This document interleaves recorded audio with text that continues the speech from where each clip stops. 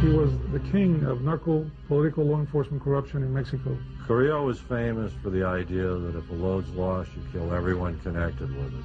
That way you get the traitor.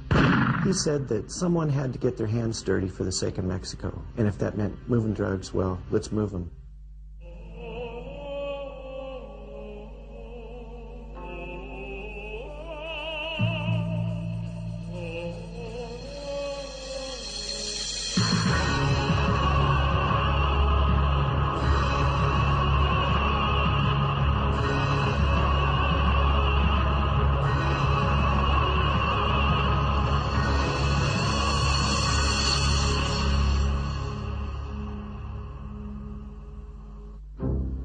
September 29th, 1989. It was the largest seizure of cocaine the world had ever seen. Over 21 tons with a potential street value in excess of $7 billion.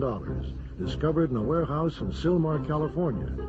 Boxes of the narcotic have been stacked 8 feet high alongside bags filled with over $10 million in cash. Investigators soon discovered that the drugs had entered the United States via the bridge that connects El Paso, Texas with the Mexican border community of Juarez. And while most law enforcement officials wouldn't learn his name for several more years, they were already experiencing the influence of a mysterious Mexican drug lord named Amado Carrillo Fuentes. His rise to power and ultimate demise offers a rare glimpse into the narco-political underworld of Mexican organized crime.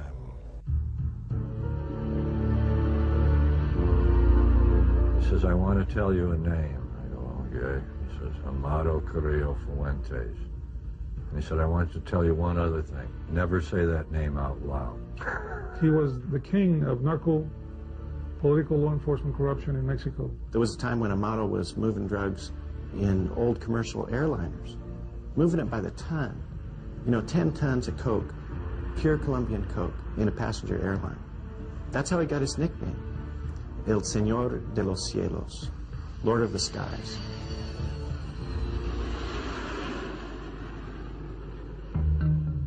The 2,000-mile expanse of the Mexican-U.S. border has been attracting smugglers since before Prohibition, when men delivered whiskey to the thirsty patrons of Texas and Arizona. Marijuana was a drug of choice in the 30s. And after World War II, recovering GIs addicted to morphine created an enormous demand for heroin. For more than a century, Mexico's traficantes have catered to America's changing appetites. Smuggling activities are often coordinated from the state of Sinaloa, long recognized as Mexico's marijuana and heroin heartland. The U.S. Drug Enforcement Administration has even given the region a special nickname. A lot of the drug guys come out of that area. It's very poor, you know, it's a lot of ranchos. And so DEA calls it Jurassic Park, because that's where the prehistoric monsters come from. Charles Bowden is a journalist and author. His book, Juarez, the Laboratory of Our Future, takes a critical look at the forces shaping modern Mexico. You have to understand, Sinaloa has always had a bandit culture, hereditary. It's, you know, entire state with a Jesse James ethic. Indeed, the tradition of smuggling is so strong that the region has its own patron saint. Jesus Malverde was a bandit at the turn of the century with a Zorro-like reputation for helping the poor. After his execution by government forces in 1909, villagers began to attribute miracles to the bandit martyr. Traffickers often visit his shrine to have bullets blessed or to thank the narco saint for their good fortune. It was into this environment that Amado Carrillo Fuentes was born in the early 1950s. We know little of his childhood, but in the early 1970s, his uncle, Ernesto Fonseca, gave him a job harvesting marijuana. Carrillo was starting his career at the very bottom. Fonseca was a powerful smuggler and original member of the influential Guadalajara cartel under the tough Miguel Angel Felix Gallardo. A former Sinaloa state police officer, Miguel campaigned for cooperation among the competing traffickers, a philosophy Carrillo himself would adopt many years later. This spirit of cooperation put the cartel in a unique position to benefit from another organization's misfortune. He said sure they're running 3 people. 4 people total. 4 people total. In 1982, U.S. anti-drug forces deployed throughout South Florida and crippled the distribution network of Colombia's cocaine kingpins. Stung by the losses, the Colombians needed a reliable way to move their product into the U.S. Miguel Angel jumped at the opportunity. The cartel had ferried cocaine through Mexico before, but this new arrangement would encompass much larger loads and bring much greater profits, up to $2,000 per kilo. It wasn't long before the Sinaloa drug lords were making more money than ever before. You're in the Sierra Madre, where there's no electricity and people have thatched roofs. You start seeing nightclubs with lavish marble and things in the middle of nowhere. And then you notice that people that are barefoot have Uzis. And what are you supposed to think? They had a good corn crop? It is unknown how Carrillo made the transition from harvesting marijuana to full-out trafficking. Most believe that Carrillo had completed his apprenticeship and was ready for a larger role in the organization.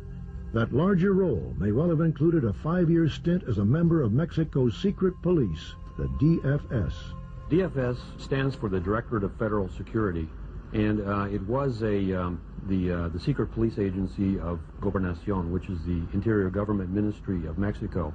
Amado had one of those badges. He was an agent at the time of the bust of the Buffalo marijuana complex in Chihuahua, Mexico, a vast multi-billion-dollar operation which at the time employed 7,000 farm workers on the marijuana fields. The biggest drug plantation ever created on Earth. One so large it could be seen by American satellites.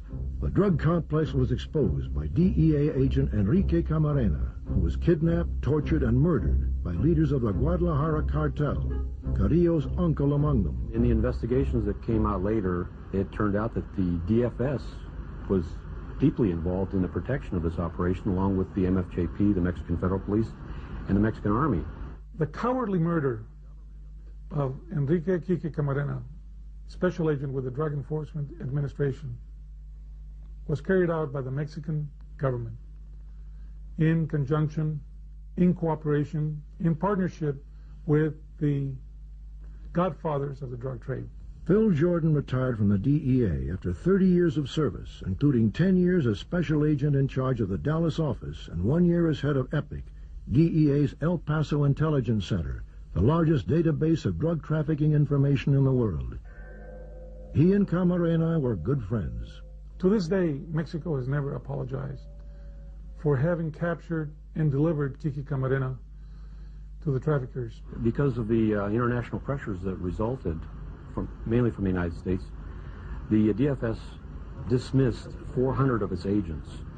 And I have to assume that Amado was one of those 400 who were dismissed at that time. In 1985, Carrillo made his way to the border town of Ojinaga, a village situated near the Big Bend region of Texas that was rapidly becoming a major distribution center for narcotics in northern Mexico. It had always been very important for marijuana and heroin, but after the cocaine smuggling shifted from the Caribbean into Mexico, Ojinaga became cocaine central. At the time, Pablo Acosta was the undisputed crime boss of Ojinaga.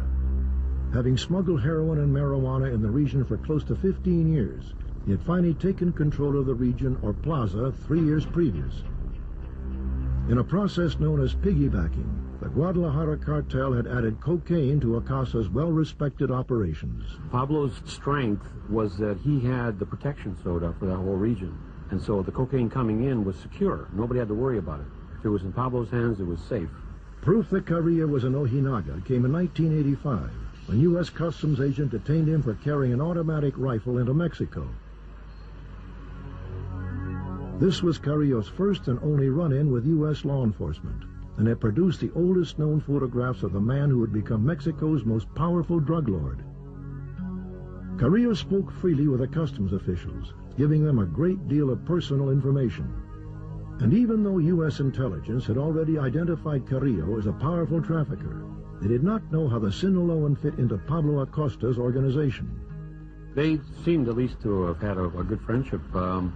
Pablo, when I was with him, was very proud of the ingot around his neck. I asked him about that. It was a 1-ounce gold ingot. He said it was a gift of Amado, and then he showed his watch. It was a solid gold Rolex that also, according to him, had been a gift of Amado. He wore it everywhere. He was, like I said, very proud of that. In fact, when he died, he had the same watch around his wrist. Carrillo's arrival coincided with a sudden upswing in the amount of cocaine being flown into Ojinaga. Experts now believe that Carrillo's role at the border was a dual one: to coordinate his uncle's Colombian shipments and to apprentice under one of Mexico's most experienced smugglers.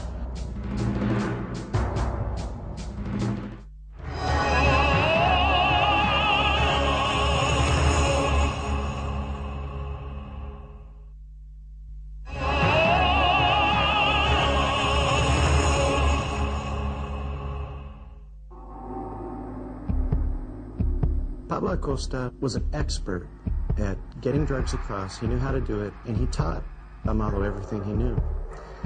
Amado was a little bit smarter, though. You know, Pablo Acosta used to freebase cocaine and do all this stuff. I mean, he was, even if he hadn't gotten killed in a shootout, he was on his way to an early grave. Aging and addicted, Acosta was losing his grip on the plaza. Carrillo, by contrast, was coming into his own. After his uncle's arrest for the murder of Special Agent Camarena, it is possible to assume that Carrillo inherited his uncle's operation. In late 1986, Terrence Papa met both men and found the contrast memorable. We were sitting there in an apartment above a radio station. There was a long table there, and there was ashtrays overflowing with cigarette butts. There were machine gun clips. There was his AR-15 right behind him. He had a .45 in his belt. At some point, he pulled out a little bag of cocaine and then a box of baking soda, and he mixed the two up and then cooked it over a flame. And it melted, it bubbled up and then fused together. And for the rest of the night, he was either scraping that stuff into a powder, making packs of cigarettes to smoke that he kept in his pocket, or smoking this stuff. Everybody I've talked to about him attributes his decline and fall to cocaine. And then Amado came over. He walked into the room. He was dressed in Western, I recall. You know, a little bit pudgy, friendly, a little bit overly friendly, in fact. There was one thing I remember, though, that really stands out, and that was a sort of a glint in his eyes. And I think he knew the fact that Pablo was talking to an American reporter spelled his doom. I think Amado knew that. He was aiming to take over. And taking over meant getting rid of Pablo. We will never know if Carrillo ever challenged Acosta's authority directly, but in 1986, the two men exchanged heated words at a restaurant in Ojinaga. Pablo and Amado's operation included a ranch not too far out of town, maybe 20 miles, where there was an underground storage tank. It's like, you know, an old gasoline tank, you know, next to a runway.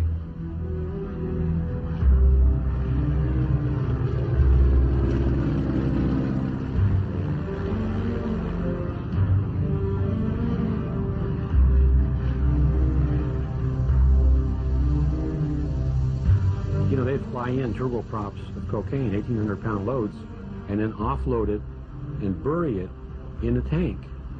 And only the traffickers knew about this tank.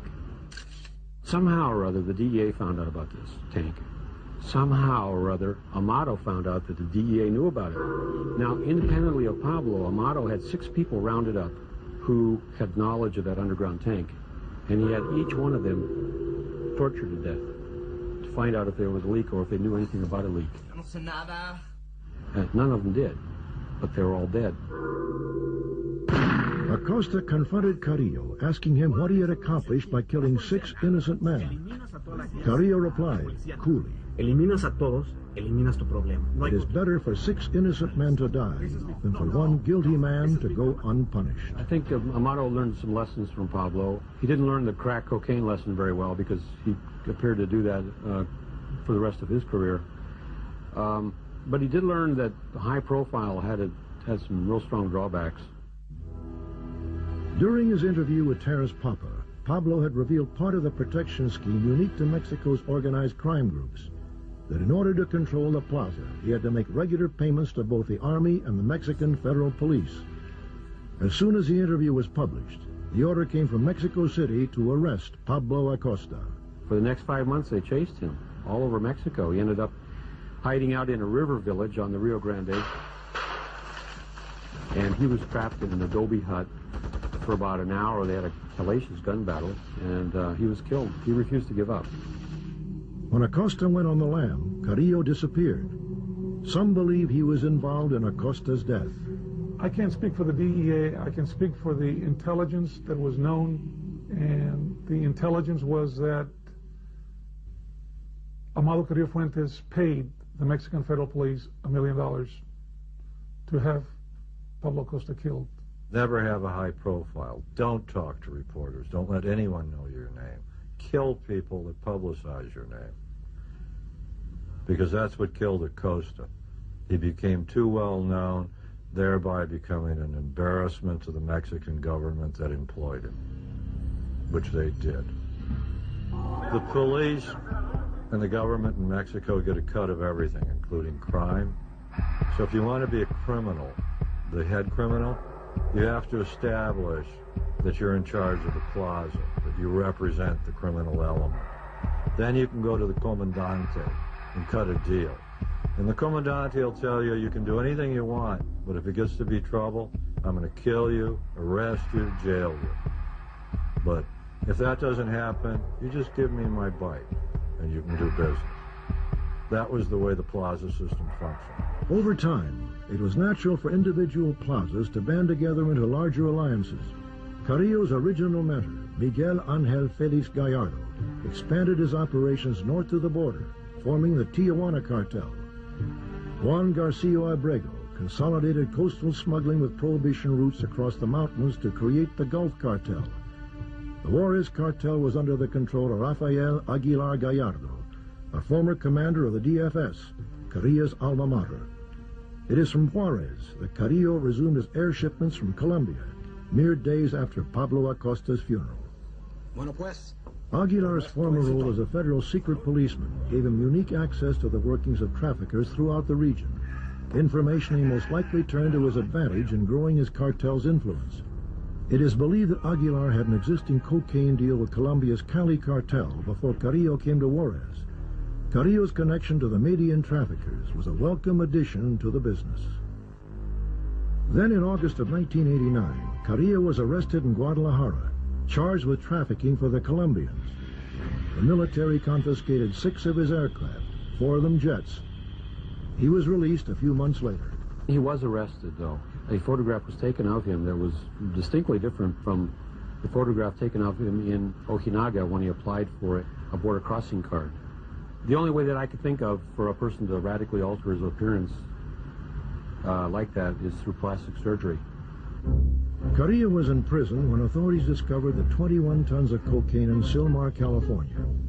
It is likely that the young drug lord had helped transport the narcotics into northern Mexico. I was in charge of the El Paso office at the time that happened. We had an idea that there was a lot of narcotics coming across.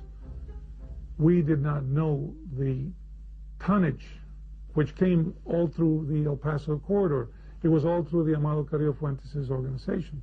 DEA in an intercept heard a conversation between a known drug guy in L.A. and a drug guy in Colombia. And the Colombian said, they didn't get the other 20 tons, did they? Silmar terrified the American drug community because it blew the whistle on how big the volume of the traffic was. And secondly, because they took it down and it never affected the price of coke on the street. By the spring of 1990, Carrillo was out of prison and the Juarez cartel was experiencing a period of relative calm. In contrast, western Mexico was becoming a war zone. Shortly after the arrest of Miguel Angel Felix Gallardo, the Tijuana cartel split. Joaquin El Chapo Guzman and Hector Luis Palma formed the rival Sinaloa cartel. Miguel Angel's nephews, the Arellano brothers, arranged the revenge murder of Palma's wife and children. The Sinaloa cartel retaliated by sending 40 armed gunmen to attack a discotheque where one of the Arellanos was partying. The bloodbath culminated in the 1993 assassination of Cardinal Juan Jesus Posadas Ocampo, killed in a firefight at the Guadalajara airport. What that killing did, it outraged Mexican society. And it showed just how brazen traffickers had become. It showed the horrible possibilities of Mexico becoming another Colombia. The Juarez cartel took tremendous advantage of this uncivil war. expanding their territory and offering asylum to several traffickers caught in the crossfire. Even the Colombians found themselves having to make compromises. When Carrillo decided Mexicans wouldn't simply take a fee to ferry Colombian coke, but would move it for half the load. Because then when they took half the load, they started displacing Colombians in the United States in the distribution system. And that's when the roar of money hit Mexico. And that happened between 85 and 90, depending whose account and where. But the real architect was Amado Carrillo. The kid had a head for business, even if he had a cold heart.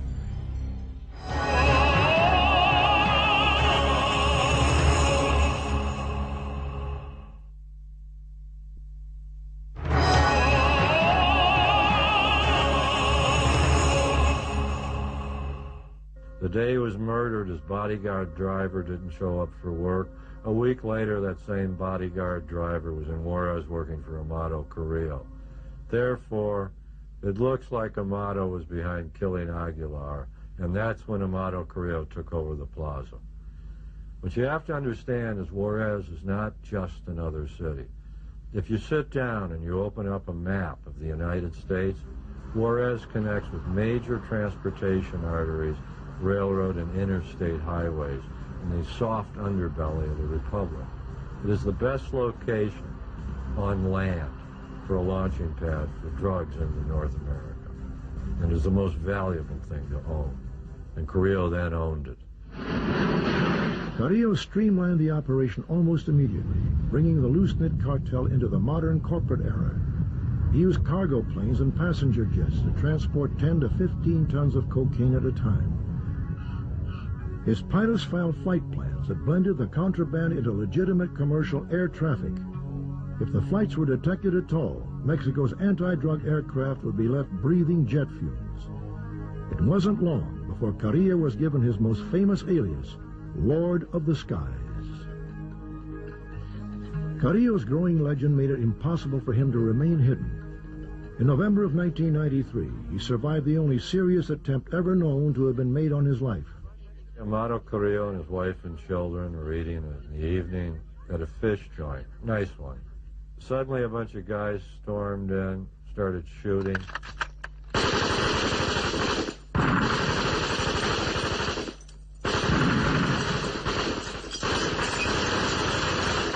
Carrillo escaped. It's believed by DEA that the reason Carrillo survived was he'd been careful enough that even his assassins didn't know what he looked like and shot the wrong man. It is still unknown who ordered the hit. Some experts say it was Gulf Cartel leader Juan Garcia Abrego trying to eliminate his main competition. Others point to the Arellano brothers of Tijuana, who were upset because Carrillo had fronted money to their bitter rival, Joaquin El Chapo Guzman. They have a saying in Spanish, plata o plomo. That means silver or lead. You take the money or you get a bullet. And that's how these guys operate. Carrillo paid his loyal followers well. Conversely, he showed little mercy for the disobedient. And security leaks, intentional or accidental, were treated with the same swift surgical response. Carrillo was famous for the idea that if a load's lost, you kill everyone connected with it.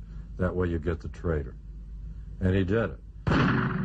Carrillo took in 93 and 94 to killing people where he wanted the bodies found, and were tying them with yellow ribbons as a message. Gradually, Amado progressed. He apparently owned the only tiger in Juarez.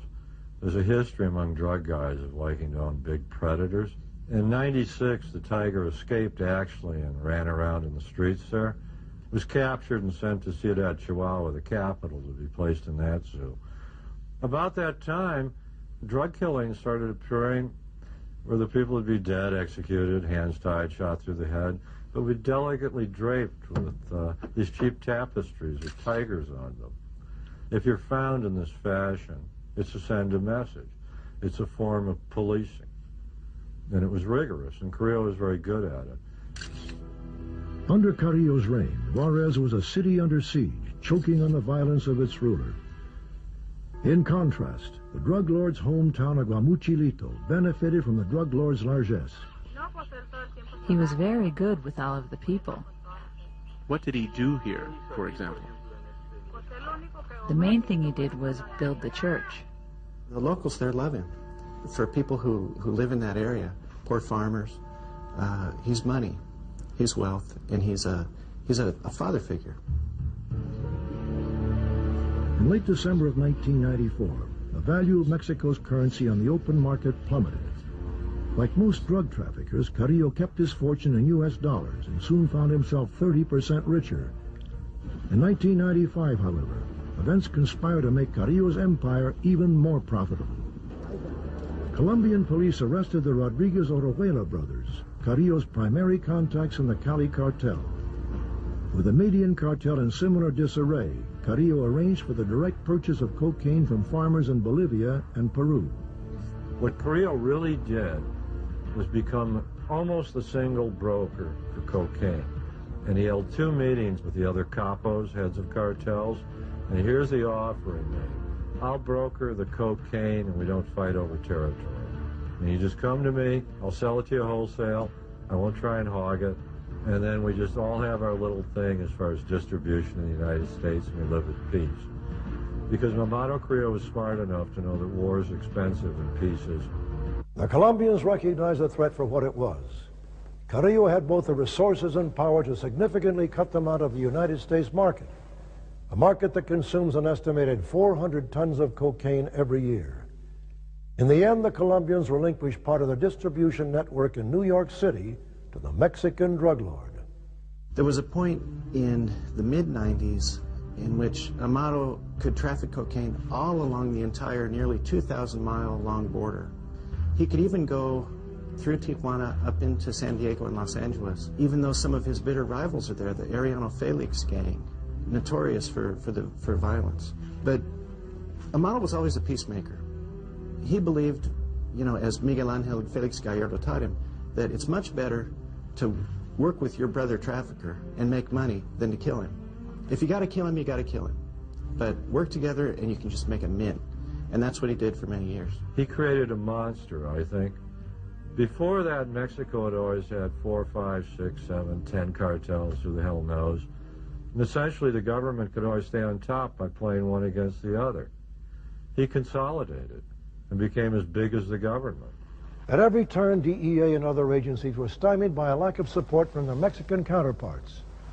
Carrillo's protection extended high into the echelons of power. Dramatic evidence of Carrillo's top-level collusion surfaced a few years later in U.S. federal court.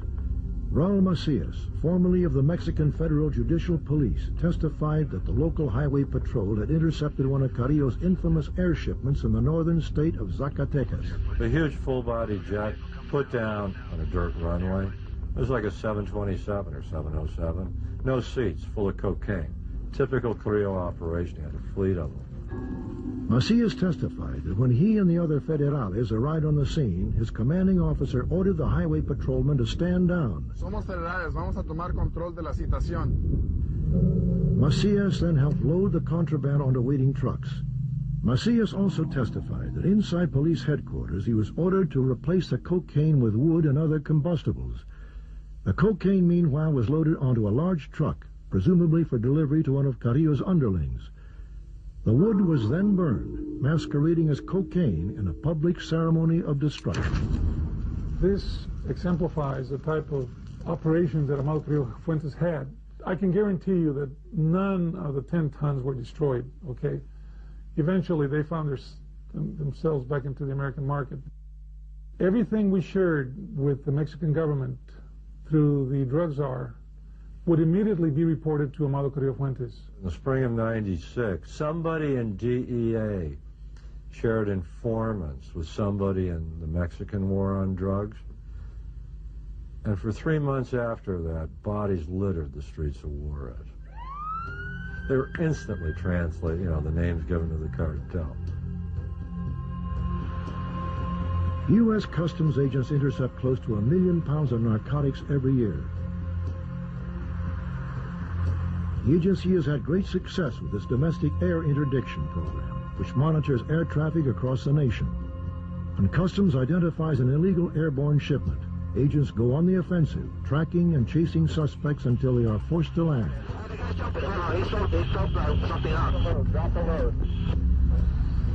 At the border crossings, gamma ray and backscatter X-ray imaging devices peer deep into the vehicles to expose expertly hidden narcotics. But even with the latest technologies employed to stem the flow of drugs into the United States, weak links remain. The border with the most traffic on Earth is the United States and Mexico. 250 million human beings cross it every year. There's no way to police it. U.S. Customs doesn't inspect 10% of the vehicles coming in. What that means is, if you just threw the dope in the trunk and said, the hell with it, 90% would get through. At the border, the odds favor the trafficker. When cocaine first enters Mexico, its wholesale price is approximately $2,000 per kilo, equal to about 2.2 pounds. By the time it reaches the border, that same cocaine is worth approximately $5,000. Once it crosses a border, the cocaine can fetch up to $20,000 wholesale with a street price that is potentially much higher. Even if you assume a remarkable confiscation rate of 50%, the cartel still clears 200 to 500% profit. And when you factor in the potential for corruption of U.S. officials, the odds improve even further. There's documentation, there's cases where inspectors have been paid up to $1 million to look the other way as a load of cocaine goes through the port. If you look at a checkpoint on the border and there's 30 guys working there, you'd have to be a fool to buy 30. You only need one. Just run it when he's on or she's on. You don't have to corrupt many. And I'll tell you what you do next then. To protect your boy, you throw that guy a load. You say there's a Buick coming through with 200 pounds of coke in the trunk. So he looks clean. That's done all the time. And it's because the money's too big in drugs. Drugs corrupts everything and everyone.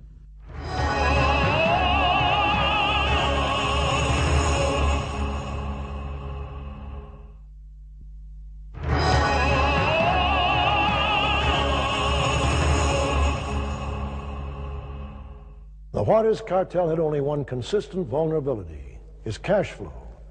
Until their gargantuan profits had been laundered into legitimate-looking dollars, Carrillo couldn't touch them. Drug money is not hiding in the ground in 55-gallon drums. Drug money is in commerce with the rest of the money. It gets there because money launderers use the same facilities that legitimate corporations use who earn money.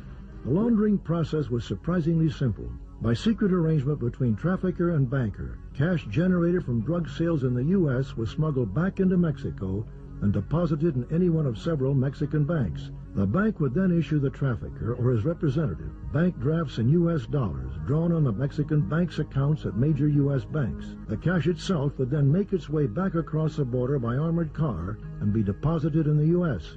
The bank drafts were then free to be laundered into legitimate business and real estate holdings around the world. San Antonio, Texas, has a $3 billion surplus every year in its banking system that cannot be accounted by any calculus in the legitimate economy. Miami's $25 billion. El Paso, $750 million. But if you wanted to hurt drugs by hurting money, you'd hurt it on both sides. But one side can bite you, meaning banking in this country. The biggest lobby for the NAFTA treaty didn't exist in Mexico. It existed in the U.S. financial institutions because they were the beneficiaries of all the money the Mexican banks and corporations would bring to the United States. They're investing it overnight and earning from it. At its peak, Carrillo was making an estimated $10 billion a year. In that same time, it is believed he was paying $500 to $800 million in bribes. Having risen to the top of his profession, there is evidence that the Lord of the Skies was looking for a way out. In January of 1997, Amado Carrillo Fuentes, through an emissary, sent a message to the President of Mexico, Ernesto Zedillo. He said, I want you to stop harassing me. I want you to leave my business alone. I want you to leave my family alone. If you do that, I won't dump any dope in this country. If you don't, I'll leave this country and your economy will collapse. And that's absolutely true, it would. Because in 1997, Pemex was the biggest legal export, petroleum in Mexico.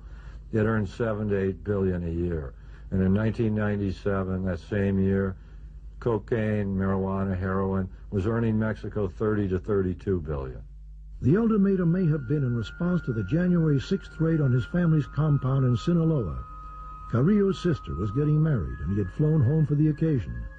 The police intended to capture the drug lord while he was relatively unprotected, but an anonymous phone call tipped Carrillo off before the police could arrive.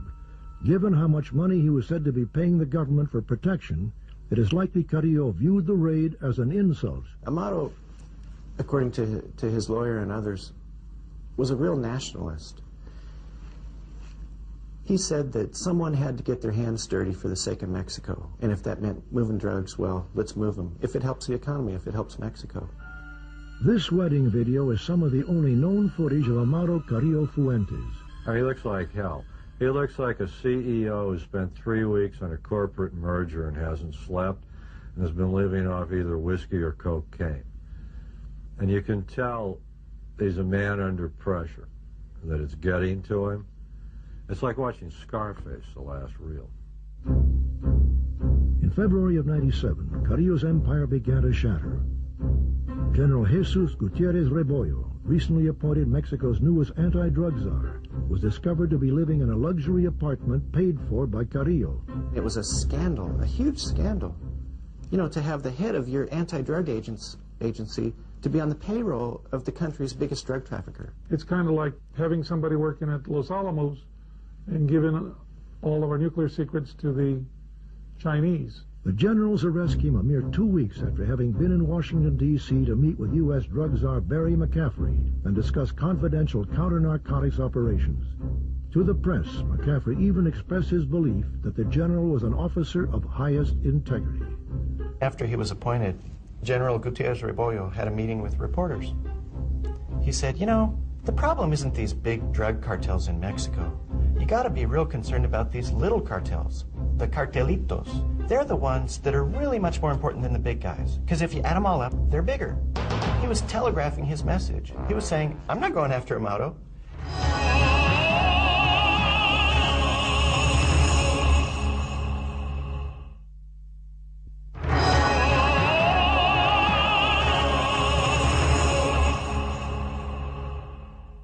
Every year, the United States scrutinizes cooperative anti-drug efforts around the world in a process known as certification. Countries that fail the review face trade penalties. The government and the media have unearthed new information confirming previous suspicions about the extent of narco-corruption within Mexican institutions. This connection between Gutierrez and Amado was exposed by the government of Mexico itself. Mexico's failure to confront these cartels does not protect a single child on any street of any city in the United States of America. We stand by the decision, obviously, to have the United States certify Mexico, and we're very much opposed to the efforts in Congress to reverse that decision, because we don't see how it helps the United States to walk away from Mexico when both of us are together, working together in a fight in the drug wars. It's almost become a ritual now. Every time certification comes up in February, the Mexicans end up offering something, a sacrifice. It was a tremendous shock to all of us to have this General Officer Gutierrez Rebollo revealed, alleged to be a criminal. There's two things about certification I think everybody should know. One, it's a total fraud. It doesn't change anything in Mexico. And two, it's a preposterous action. The country that should be decertified is the United States, with 5% of the world's population and a nose that sucks up half the world's cocaine. It is just a damn lie to say the Mexicans are ruining our country with drugs. Any demand for drugs will create a market. The drugs will be here as long as we want to buy them. And if it's not the Mexicans, somebody else will bring them. But this is our problem, not theirs. After the general's arrest, Carrillo went underground. During this time, he was reportedly seen in Cuba, in Europe, and as far away as Russia. Officials eventually learned that he was preparing to move his operations out of the country and down to Chile. If he was no longer welcome in Mexico, it was reasoned. Then Carrillo would then run his drug empire from the very bottom of the world. But Carrillo surprised everyone when he returned to Mexico City in July of '97, ready to undergo plastic surgery. He checked into the hospital under an assumed name. For over 9 hours, a team of 4 doctors operated on Carrillo. Radical liposuction removed 20 pounds of fat. Facial sculpting altered his appearance. In the end, however, an overdose of the tranquilizer Dormicum kept Carrillo from ever leaving the table. When officials learned that Carrillo had died under such bizarre circumstances, few were willing to believe it.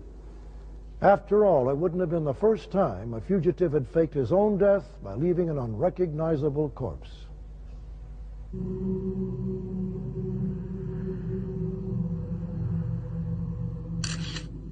It so happens that the DEA, or the FBI, I'm not sure, but a couple of agents were allowed to take fingerprints of the body. And the comparison was made with the fingerprint, the thumbprint, of Amato's border crossing card that was issued to him in 1985. This allowed Thomas Constantine, who was DEA director at the time, to announce, even before the Mexicans did, that it was in fact Amato. And I think that's correct. 4 months later, the bodies of Carrillo's doctors were discovered stuffed inside oil drums along the side of a deserted highway. They had been extensively tortured. It's widely believed that the family members did this to the doctors.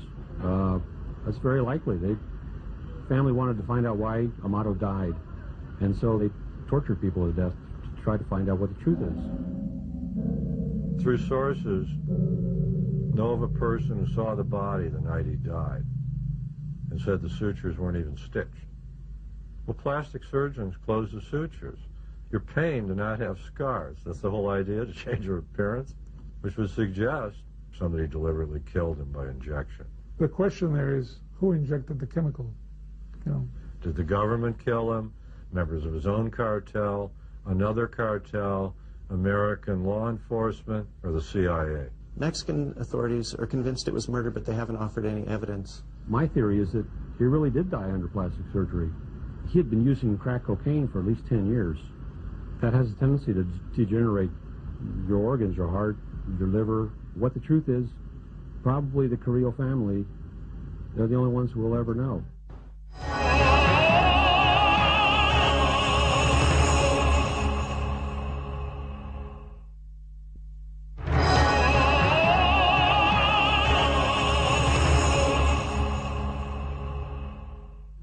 Carrillo's sudden death left a power vacuum in the Mexican underworld.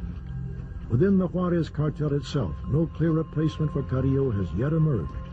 After the death of Amado Carrillo Fuentes, a drug war in the true sense of narco-traffickers fighting each other emerged. They like to say Mexico's been relatively quiet. The FBI figures there's been 1,000 drug murders in Mexico in the last 24 months. I think that's low.